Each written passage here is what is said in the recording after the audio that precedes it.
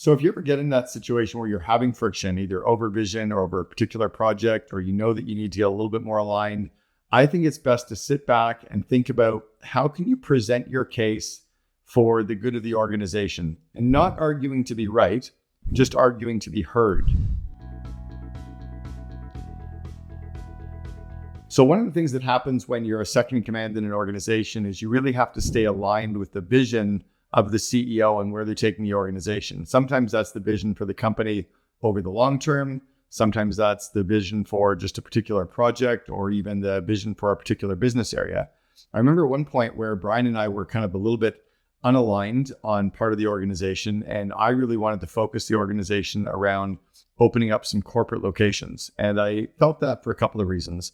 One, I felt it was really important for us as an early stage franchisor to be able to prove that the systems worked. And if we were running a corporate location and we ran it by the book, we followed the manual perfectly, we kind of had that proof of concept. The second thing I really wanted to push on was, why are we giving away all that profitability when the franchisees are making 18 to 22% net profit? I just saw that we could probably hire a general manager if the systems really worked well, put a GM in place, coach them like a normal franchisee, and we would have that yield of that additional net profit. And so Brian and I just had to meet on that a few times. He finally saw where I was going in that direction, and we kind of marched off and tried it out. And it did work in those early days. It actually proved a point. We were even able to open some corporate locations in markets where franchisees said it could never be done. And that showed us that we could actually franchise pretty much anywhere.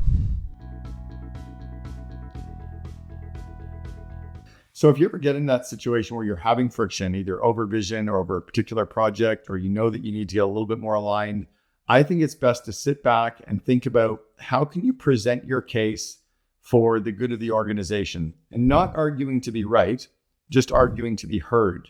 So what I'll often do is show up and say, look, I want to present something to you. This is what I'm seeing. This is what I'm feeling. This is what I'm thinking. Here's kind of the bottom line or the facts. I'll show the data. I'll show what I'm feeling. And then I'll put it kind of in an executive summary, where I'll maybe even on a half page of paper, so that the CEO understands and they can ask questions later. And they also know, because I'm setting it up this way, that, hey, I want to present something to you and I'm not arguing to be right. I just want you to hear my thoughts out, and then we can talk about it, and we'll go through kind of the who, what, when, where, why, and together. I can even think back to a time when the CEO in an organization had a very different thought to what I did. In this case, I was opening up the West Coast of the United States for college pro painters. And I saw that all of the professional contractors on the West Coast were using sprayers. And the CEO said, do not give a sprayer to any of those 20-year-olds painting houses. They'll destroy the property. They'll destroy the cars nearby. They're just going to cause a catastrophe. And I had to kind of really struggle with that. How am I actually going to price this out with 200 painters across 2 different states and compete against the pros? But I had to go with the CEO's direction, and I had to sit and actually figure out how to go in that direction. And because that direction was solid and I was lined up behind it, we figured out how to sell against it. What we decided to do was sell the old-fashioned product, kind of the brush and roll that was done 50 years ago before these newfangled sprayers that just put a thin coat of paint on. So we learned how to sell against the pros. We were actually coming in probably 20% more expensive, but we definitely aligned with the CEO's direction, and we didn't have any catastrophes over the course of the summer. One of the biggest mistakes I've ever heard from a COO was a member of our COO Alliance a few years ago, and they talked to me about how the CEO was taking some time away from the organization, and they decided to just let the team run the business like they'd always be running it. But the CEO used to have some oversight, and it wasn't necessarily micromanaging, but they saw things that the leadership team weren't necessarily seeing. One of the things that they used to see was stuff related to cash flow. They just had a better handle in understanding the cash flow and budgeting and, the expenses and what was happening inside of the business. And what happened over the 6-week period when the CEO was gone is stuff did kind of get a little bit out of whack. The company did get into a little bit of a stretch, and a little bit of panic started to sink in. And when the CEO came back, they really had to fight some pretty quick fires. So it's a time when I think you're going to take time away from the organization at any level is really to inspect what you expect, or trust but verify. I think both of those lessons are really important to have inside of any organization. Years ago, I heard a concept of the 2-hour mindset. And really it's around the fact that the way I was taught it was, if you had maybe your spouse in the hospital and they were going through, life-threatening surgery, or you had parents that you had to take care of, and you really were only left with 2 hours a day to work in the business or to run the business or to do your job, what would you do in those 2 hours a day? You'd probably get rid of all of the miscellaneous things. You'd probably get rid of all the extraneous stuff. You'd probably get all the busy work off your plate, and you'd work on those critical few areas. Well, if you would only be working on those critical few areas 2 hours a day, what would happen to the business if you worked on those 2 or 3 things all of the time? What would happen to the business with the results, with the revenue, with the growth, happiness of the employees or customers, if you were so hyper-focused on the critical few things versus the important many? And I think that's where that 2-hour mindset can be a really good exercise that you can work through. A friend of mine, Dan Martell, we've been friends now for around 14 years. We've been a part of a number of different mastermind communities together. We have a very similar idea. Dan wrote a book called Buy Back Your Time. And I've always followed a system that Dan Sullivan from Strategic Coach created years ago called the activity inventory, which I think the Buy Back Your Time is actually based a little bit about this activity inventory idea. The basic idea here is to take a look at all of the things on your plate. Take a look at all of the tasks that you have to work on, and take a look at the hourly rate that you would pay someone to do that work. Right? If you've got somebody doing a $15 an hour task, or a $30 an hour task, or a $50 an hour task, maybe it's even a $100 an hour task. But what's your time worth as the CEO? Let's say that as the CEO of the organization, you're doing $1 million in the bottom line. That effectively works out to $500 an hour times 40 hours a week, which equates to $1 million a year. So if your time is really $500 an hour, if that's really what your time is worth, why are you doing a $20 an hour task? Right? If I was your board, if I was on your board of advisors, and I found out we're paying you effectively $500 an hour, I'd lose my mind if you were doing $20 an hour work. In fact, if you were the CEO of the company and you were paying somebody $200 an hour and they were doing $40 an hour work, you'd lose your mind. So why do we do it? I think what happens is we end up getting busy. So Dan has this concept of taking your effective hourly rate, and what I love is he cuts it in 4. He takes your $500 an hour, divide by 4, that's $125 an hour.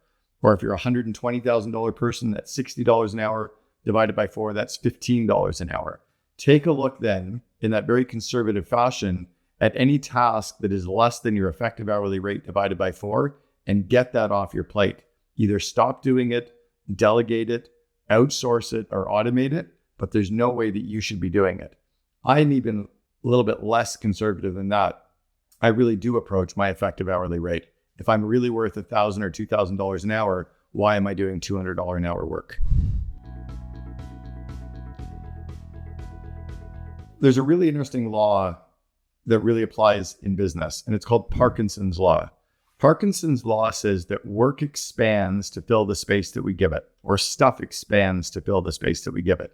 So if you're delegating a project to someone, if you don't give them a very constricted amount of time, they're just going to take more time to do it.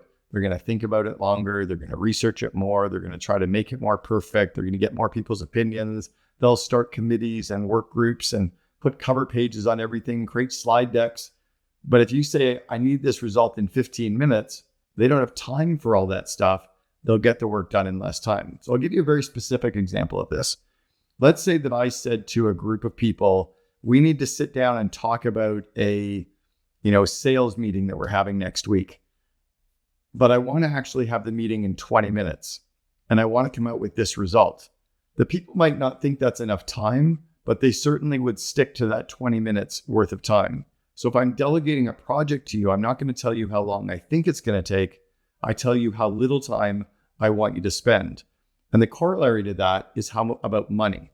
So if I'm actually going to delegate a project to you, I'm going to tell you how little money I want you to spend on that project. I'm not going to give you this huge open container and let you go out and spend thousands of dollars. A good example of that one is if I asked my assistant to organize a dinner for Dan Martell and I, maybe we're going to have a working dinner, or organize a really great dinner for Dan and I. She might think, oh, steak restaurant, bottles of wine, make it really nice, corner table, super special. But Dan and I don't drink. and we want a working dinner. We just want some really healthy food and we kind of want to be in bed by 8 o'clock. So maybe just order something off DoorDash and have it delivered to our home for $80.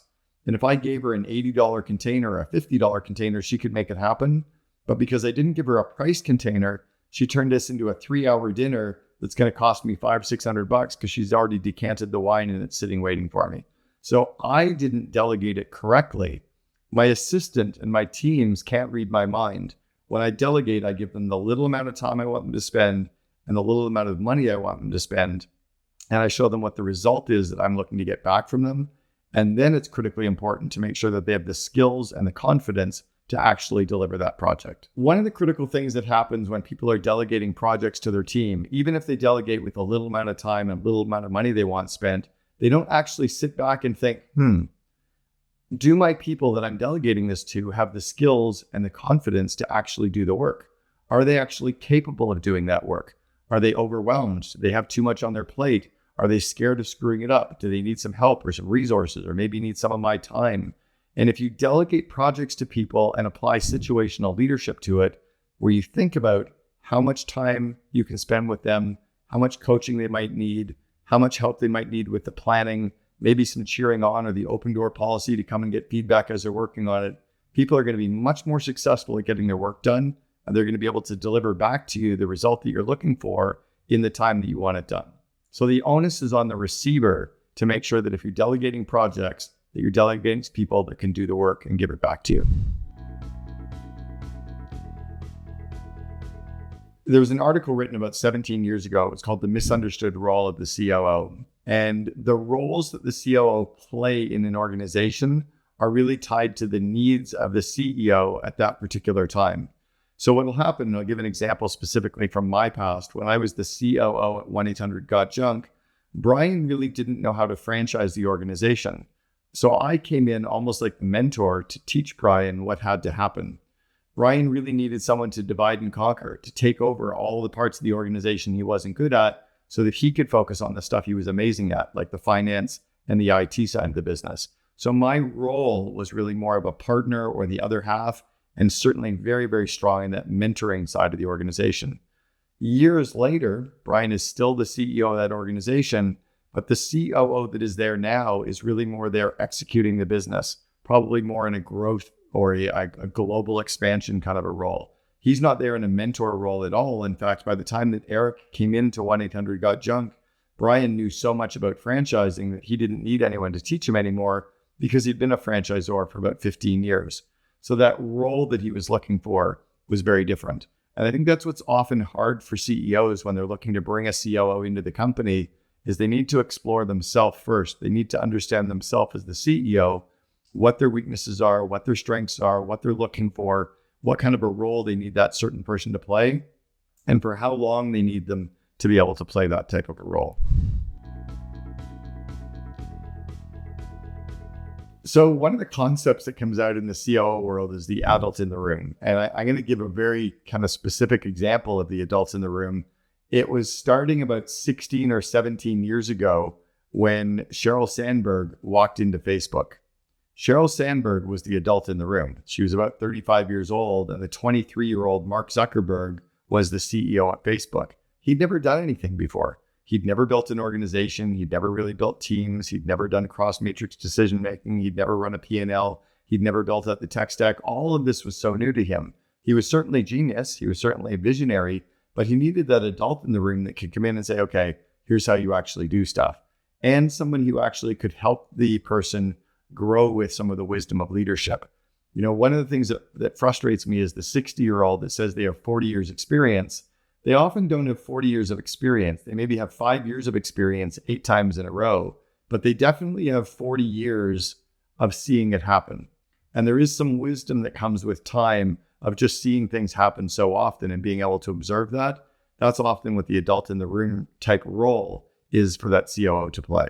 It's usually with a young founding CEO. It's often in the technology sector where you have someone in the very strong tech space who've never really built a company in the first place.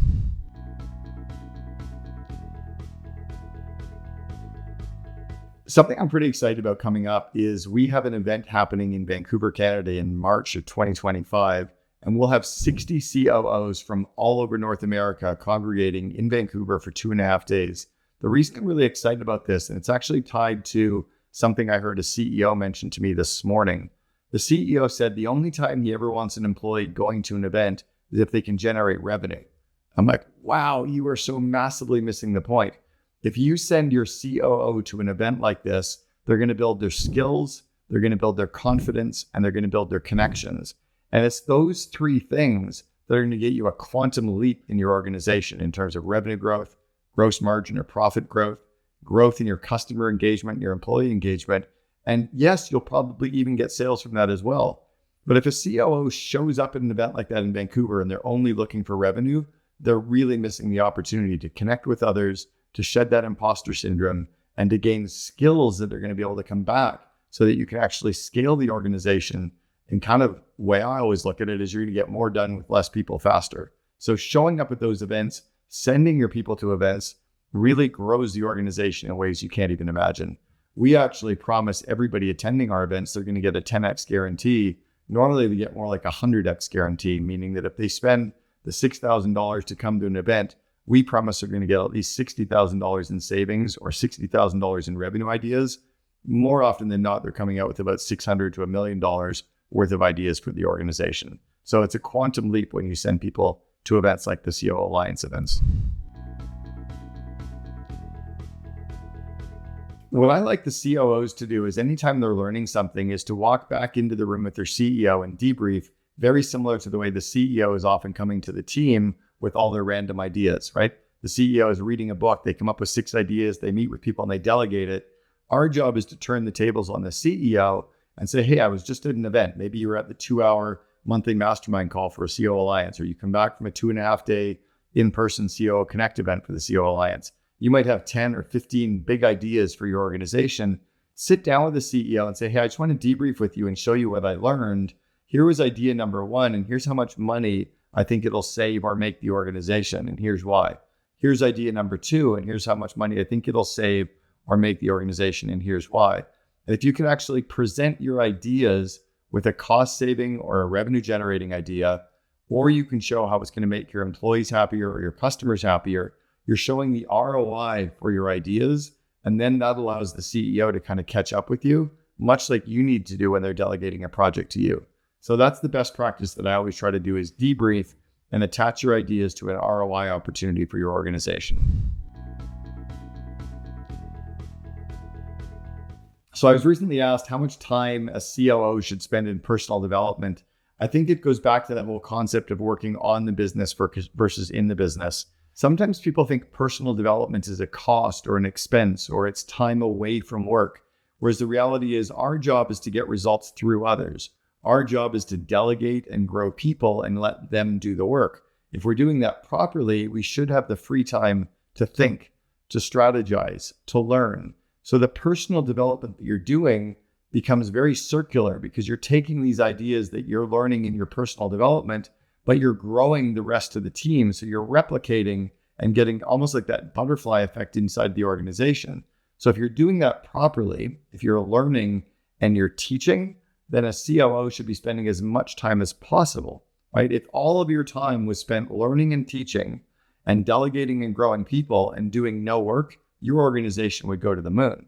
So the question isn't how much time should they spend, but are they learning stuff and do they know how to teach it to others? A couple of the core modules in my Invest in Your Leaders course teach executives how to actually train people, how to do classroom teaching, how to run one-on-one coaching calls or one-on-one coaching meetings.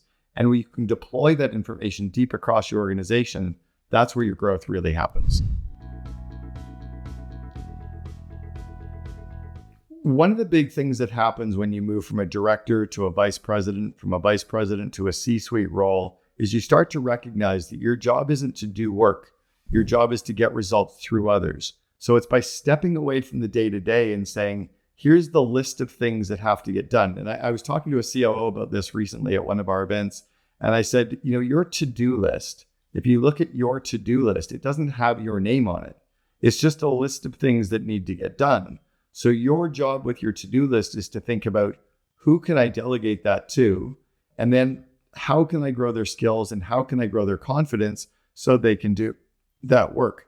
The work is not to be done by you. There's not a single organization in the world that has ever scaled with the CEO continuing to do all the work. So one of the mindset shifts that has to happen, and it's usually an imposter syndrome, is, what am I going to do if I delegate everything on my plate?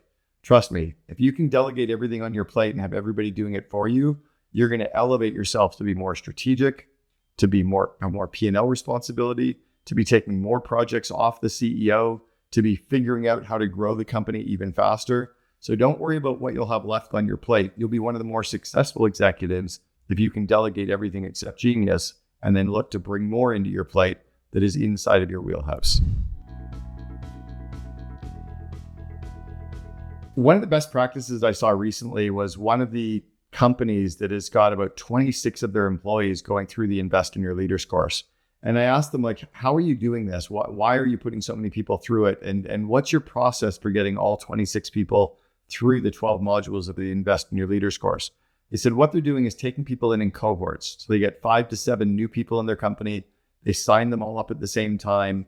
And then they do 2 modules per week. Now, it only takes 6 total hours to go through all 12 modules of the course, right? To go through all 12 sections, it only 6 hours of total time. So it's like 30 hours to an hour a week. They have all 6 or 7 people go through the first 2 modules. And then on Monday over lunch, sometimes over Zoom, sometimes in person, they do a 5-minute book report. And they talk about what they liked from those 2 modules and what they're going to put in place from those 2 modules. And just by sharing that and committing to each other, it kind of reinforces some of that information. Week 2, they do modules 3 and 4. And then on Monday, they do a 5-minute book report. So over the course of 6 weeks, they go through all 12 modules. And then over the next 6 weeks of that first quarter on their own, they go through all 12 modules again. And what happens by going through it a second time is they've learned the information, they're practicing the information, they're thinking about the information. When they watch it a second time, it starts to reinforce some of what they've been trying and learning, and they see it from a different perspective. So they now have their people going through it 3 times over the course of 12 months to be kind of certified in each of those skills. I thought it was a really ingenious way to have your management team going through the Invest in Your Leaders course.